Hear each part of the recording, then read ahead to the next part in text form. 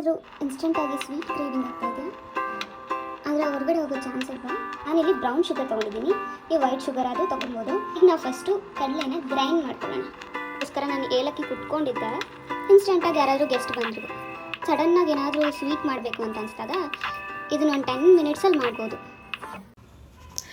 Hi, hello guys, welcome back to my channel, Pavi Suni YouTube channel.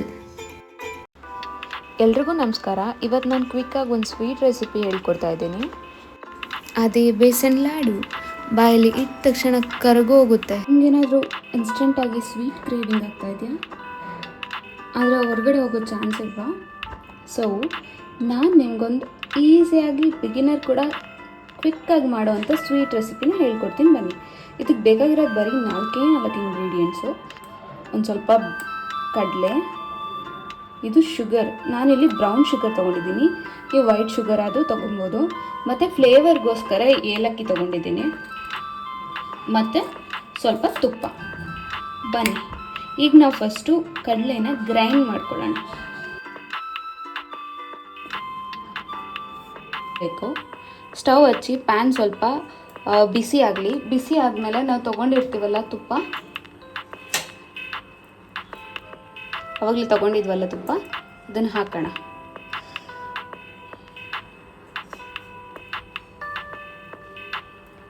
ಈಗ ತುಪ್ಪ ಕರಗಿದೆ.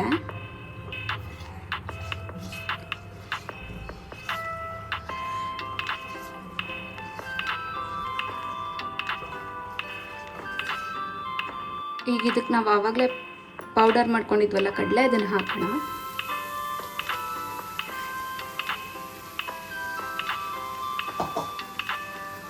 Mix ಮಾಡ್ಕೊಳ್ಳಿ.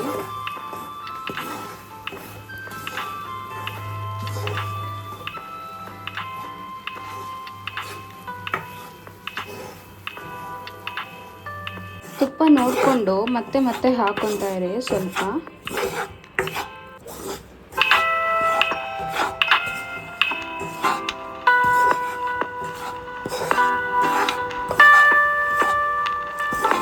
Actually ಏನಂದರೆ 1 bowl of ಕಡಲೆ powder ಏನಾದ್ರು ತೊಗೊಂಡ್ರೆ ನಿಮಗೆ ಅರ್ಧ ಬೌಲಷ್ಟು ತುಪ್ಪ ಬೇಕಾಗುತ್ತೆ. ಸೊ ಇದು ಆಲ್ಮೋಸ್ಟ್ ಈ ಥರ ತೆಳ ಟೆಕ್ಸ್ಚರಿಗೆ ಬಂದಮೇಲೆ ಇದಕ್ಕೆ ಆವಾಗಲೇ ತೊಗೊಂಡಿದ್ವಲ್ಲ ನಾವು ಶುಗರ್ ಪೌಡರ್, ನಾನಿಲ್ಲಿ ಬ್ರೌನ್ ಶುಗರ್ ಪೌಡರ್ನ ಬಳಸ್ತಾ ಇದ್ದೀನಿ. Sweetness according to your taste, ನಿಮಗೆ ಎಷ್ಟು ಬೇಕನ್ಸುತ್ತೋ ಅಷ್ಟು ಹಾಕ್ಕೊಳ್ಳಿ. ನನಗಿಲ್ಲಿ ಸಾಕು, ಜಾಸ್ತಿ ಸ್ವೀಟ್ ಆದ್ರೂ ತಿನ್ನೋಕ್ಕಾಗಲ್ಲ, ಅದಕ್ಕೆ ನಾನು ಮೀಡಿಯಮ್ ಆಗಿ ಹಾಕ್ಕೊಂಡಿದ್ದೀನಿ ಸ್ವೀಟ್ನ.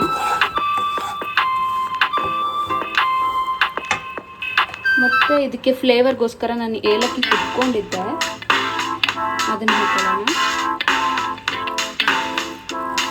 With the help of this ನಾವು ತುಂಬ ಸಾಫ್ಟಾಗಿ ಇದನ್ನು ಸ್ಮ್ಯಾಶ್ ಮಾಡ್ಕೊಳ್ಳೋಣ.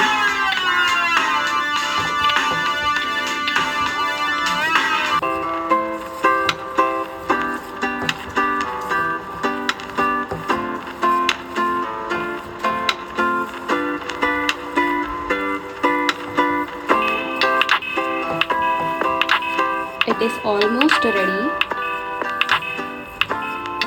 ನಾನಿಲ್ಲೊಂದು ಇಬ್ಬರಿಗೋಸ್ಕರ ಮಾಡ್ಕೊತಾ ಇದ್ದೀನಿ, ಅದಕ್ಕೆ ಇಷ್ಟು ಕಡಿಮೆ ಮಾಡ್ಕೊಂಡಿದ್ದೀನಿ.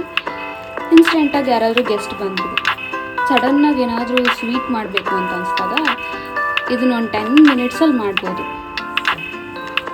ಎಲ್ಲ ಇಂಗ್ರೀಡಿಯೆಂಟ್ಸು ಆಲ್ವೇಸ್ ಮನೇಲಿರುತ್ತೆ. ಸೊ ಅದನ್ನು ಹಾಕ್ಕೊಂಡು ಪಟ್ ಅಂತ 2 ಮಿನಿಟ್ಸಲ್ಲಿ ಗ್ರೈಂಡ್ ಮಾಡಿ, ಕಡಲೆ ಪೌಡರ್ ಮಾಡಿ, ಶುಗರ್ ಪೌಡರ್ ಮಾಡಿ, ತುಪ್ಪದ ಜೊತೆ ಹುರಿದು ಮಿಕ್ಸ್ ಮಾಡಿದರೆ the sweet is almost ready. ಬಾಯಲ್ಲಿ ಇಟ್ಟ ತಕ್ಷಣ ಕರಗುತ್ತೆ ಗೊತ್ತಾ, ಎಷ್ಟು ನೀಟಾಗಿ, ಅದು ಎಷ್ಟು ಚೆನ್ನಾಗಿ ಕಾಣಿಸ್ತಾ ಇದೆ.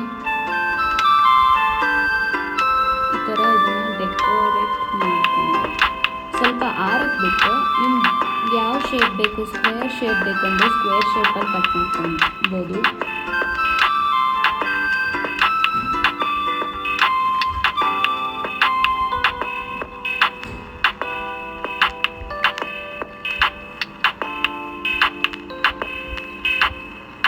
ನಿಮ್ಗೆ ಇಷ್ಟ ಬಂದರೆ ಡ್ರೈ ಫ್ರೂಟ್ಸ್ ಯೂಸ್ ಮಾಡಿ. The besan sweet is ready to have. ಯಾವ ಶೇಪಿಗೆ ಬೇಕು ನೀವು ಕಟ್ ಮಾಡ್ಕೊಳ್ಳಿ. ಐದರ್ ರೌಂಡ್ ಮಾಡಿಕೊಂಡು ಅದ್ರ ಮೇಲೆ ಯಾವುದಾದ್ರೂ ಡ್ರೈ ಫ್ರೂಟ್ಸ್ನ ಗಾರ್ನಿಷಿಂಗ್ ಮಾಡಿಕೊಂಡ್ರೆ ತುಂಬ ಚೆನ್ನಾಗಿರುತ್ತೆ. ಎಲ್ಲರೂ ನಿಮ್ಮನೇಲಿ ಒಂದ್ಸಲ ಟ್ರೈ ಮಾಡಿ ಮತ್ತು ಟೇಸ್ಟ್ ಹೇಗಿತ್ತು ಅಂತ ಕಮೆಂಟ್ ಮಾಡಿ. ಇಲ್ಲಿವರೆಗೂ ವಿಡಿಯೋ ನೋಡಿದ್ದಕ್ಕೆ ಧನ್ಯವಾದಗಳು. Thank you.